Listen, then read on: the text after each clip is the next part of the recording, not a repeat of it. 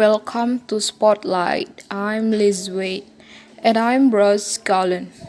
Spotlight uses a special English method of broadcasting. It's easier for people to understand no matter where in the world they live. Alone in her room, a young girl sits down and begins reading a book.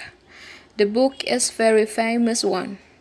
It's called Roll of Thunder, Hear My Cry. It tells the story of Cassie Logan and her family. They live in the United States in 1930s and they are African Americans. In those times, the state of Mississippi had a severe problem with racism. The government allowed people to make life difficult for African Americans and people with darker skin color. Often, groups of white men killed black men and women without punishment. It was a very frightening time. But the young girl doesn't know this. She knows little about American history. She is growing up many years later in the 1970s. The situation in the United States has improved, but reading the book helps the young girl understand Casey Logan's fear and her other emotion. The girl reading is white. She lives in a very small town where there are no black people. But the book helps her see what it is like to be different. When she finishes the book, she is crying. That night, she tells herself she will never judge another person by what they look like. The book has changed her life. Today's spotlight is on how reading can help people understand each other. There is a name for the emotion the girl felt while reading the book. It's empathy. There are two different kinds of empathy. The first lets people sense other people's emotions. It is what happens when we feel sad because another person is sad, or it helps us understand that a person is angry even when they will not say. The second kind of empathy is called cognitive empathy.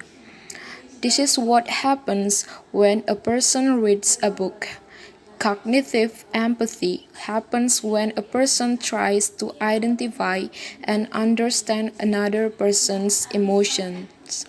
Some people even imagine that they are the other person.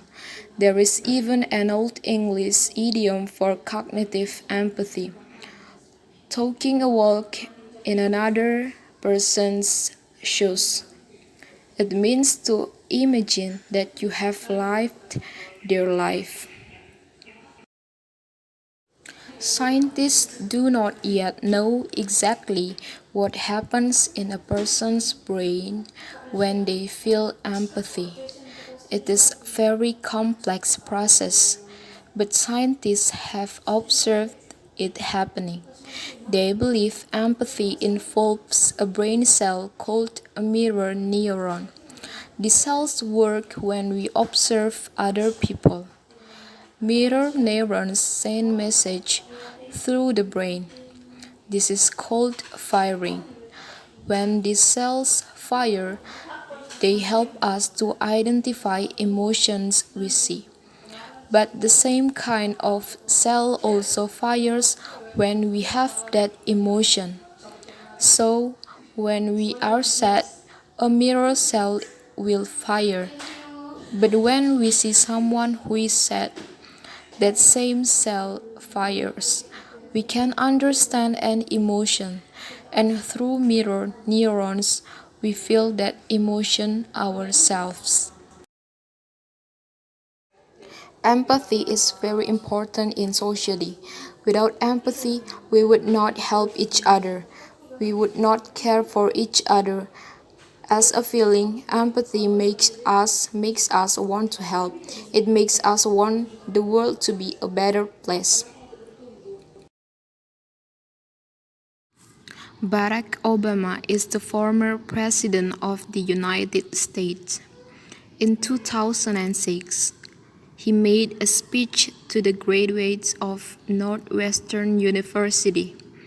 He described how empathy influences how people act. Think of a child who is hungry or the steel worker who no longer has a job. Or think of the family whose home was destroyed by a storm. When you have empathy, it does not matter if they are close friends or faraway strangers. It is difficult not to act. It's hard not to help.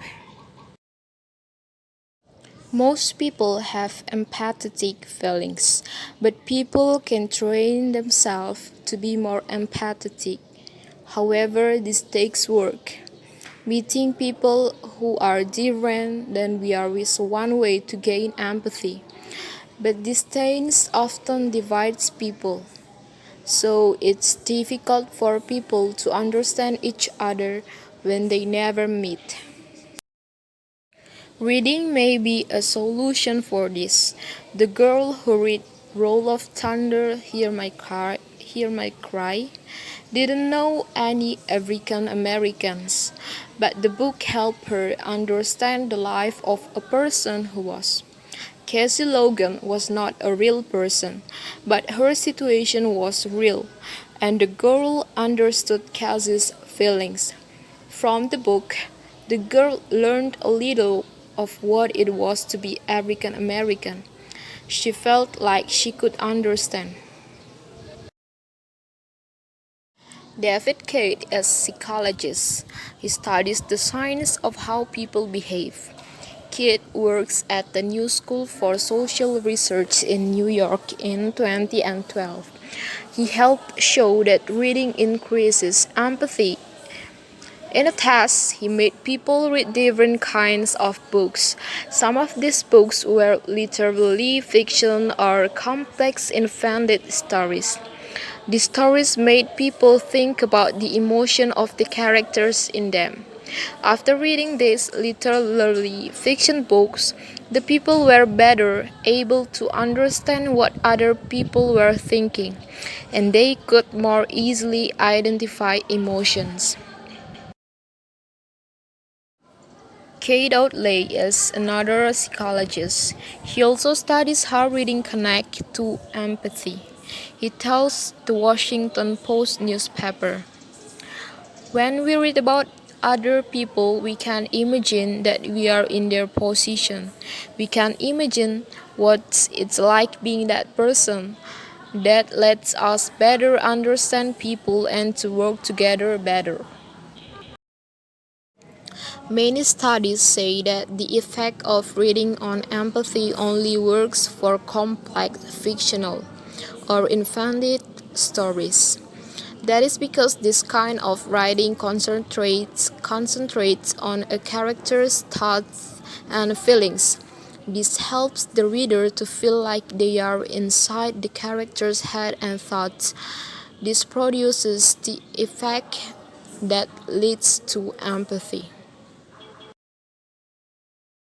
Today, many scientists believe that books are good tools for increasing empathy.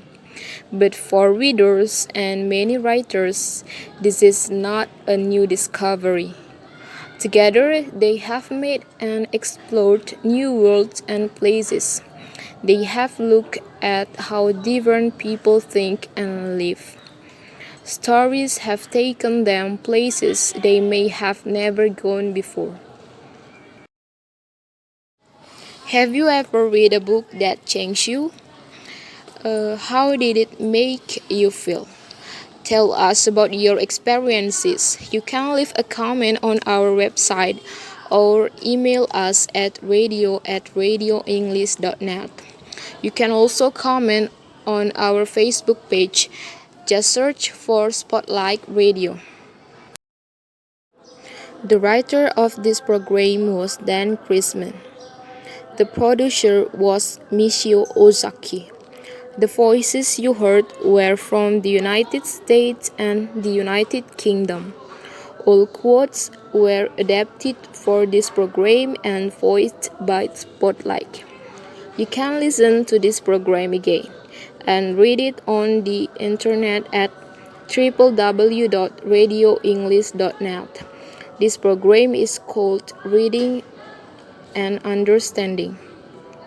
Look for our free listening app in the Google Play Store and in iTunes. We hope you can join us again for the next Spotlight program. Goodbye.